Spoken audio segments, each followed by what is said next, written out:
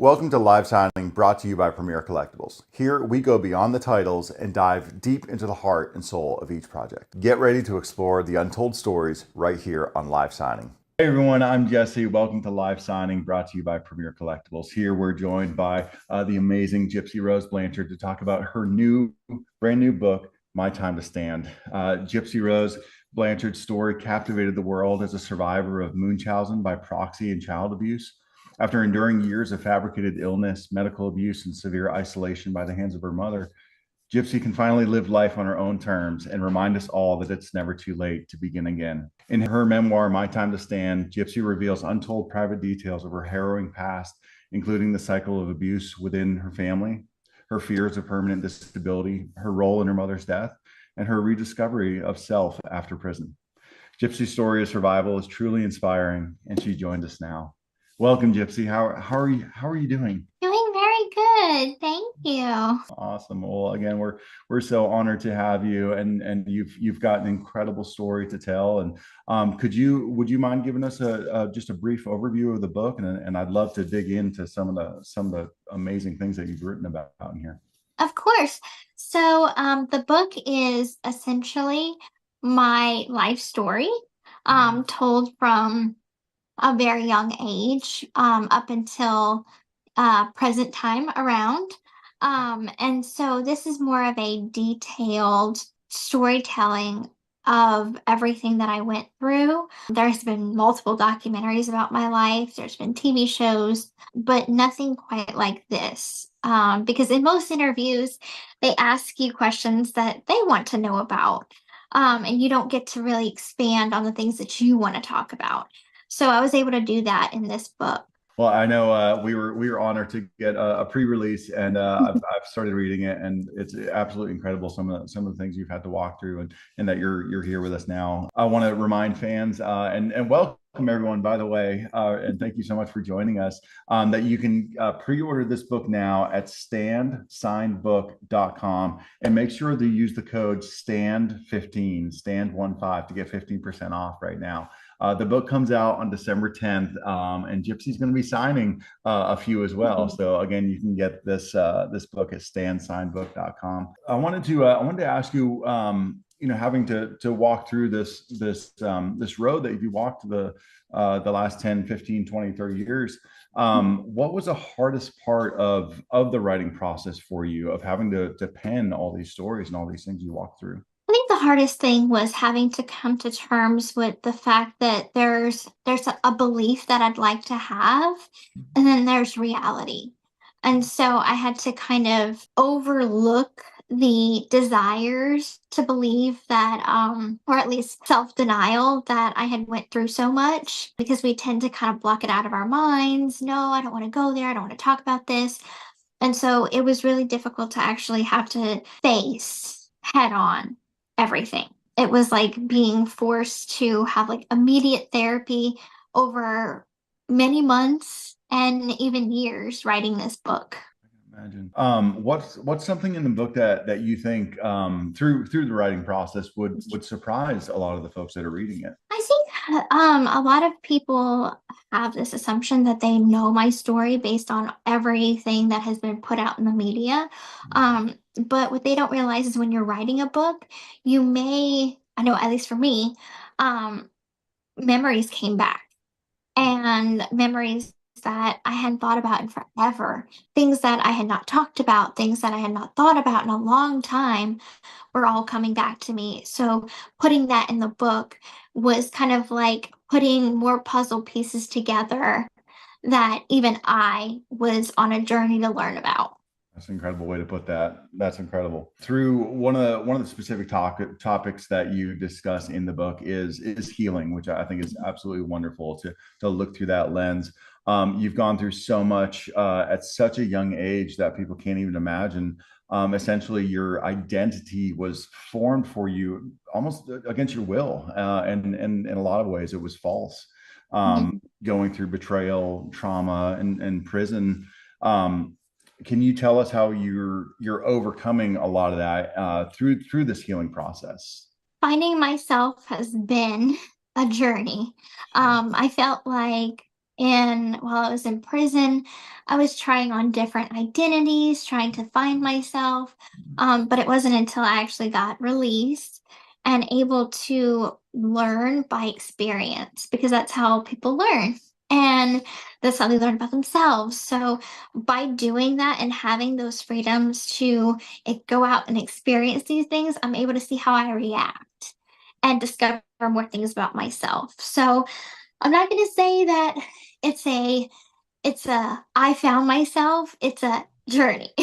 Absolutely. I love that. In that, relating that to your abuser, to your mother, so often abused individuals have a really complex relationship with feelings towards their abuser. Can you tell us more about that experience growing up? And of course, now with your mother no longer being here, what has that been like for you walking through that healing process? At first, the relationship with my mother and I was a good relationship when I was younger. And she's all I grew up knowing. And so, in a sense, she was my best friend. And then in my later teen years, that's whenever I started to rebel and want more independence and freedom.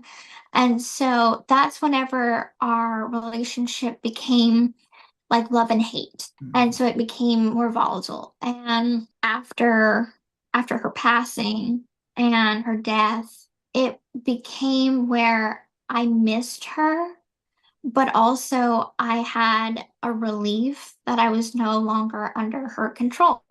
So a lot of people feel a sense of connection to their abuser, um, because they are under the belief they have been abused to the point that their belief system is that nobody else will love them.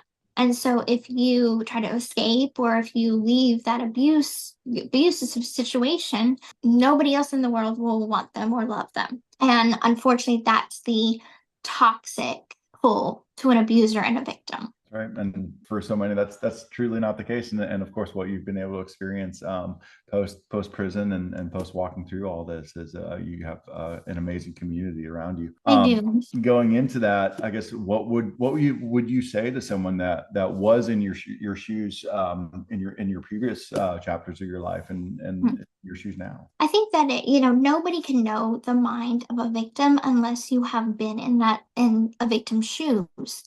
So I would say to them, even though it's extremely scary to talk to somebody about the abuse, whether that be like a shame that's holding them back from it, or a fear that their situation will get worse if the abuser finds out. But the most important thing you could do is lean on somebody, lean on a family member, lean on a friend, or even a stranger. Take that risk of a stranger thinking you're crazy, but at least you're saying, I need help. I need out of this situation. And, for me, I did not make that choice. And that is something I have to live with every single day of my life. So it is extremely important to use your voice, even if you're afraid to. How can mothers, fathers, uncles, aunts, anyone that's in a child or a person's life that's walking through that, how can we be better advocates for the next child? And hopefully there is no next child in this situation. I mean, if the child is able to, or if the person's able to verbalize, really have a conversation. It doesn't have to be a complex one. Something as simple as that I think mommy's not right, or I think something's wrong with mommy or daddy, or anything like this. That needs to be taken seriously. There are ways to communicate to a child that you don't have to scare them, but on their level, listen to them, hear what they have to say. And as an adult, you should be the one to take up and protect that child.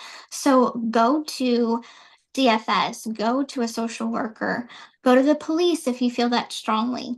But that is your responsibility as the adult. I want to continue to welcome folks into our live signing with Gypsy-Rose Blanchard for her new book, My Time to Stand.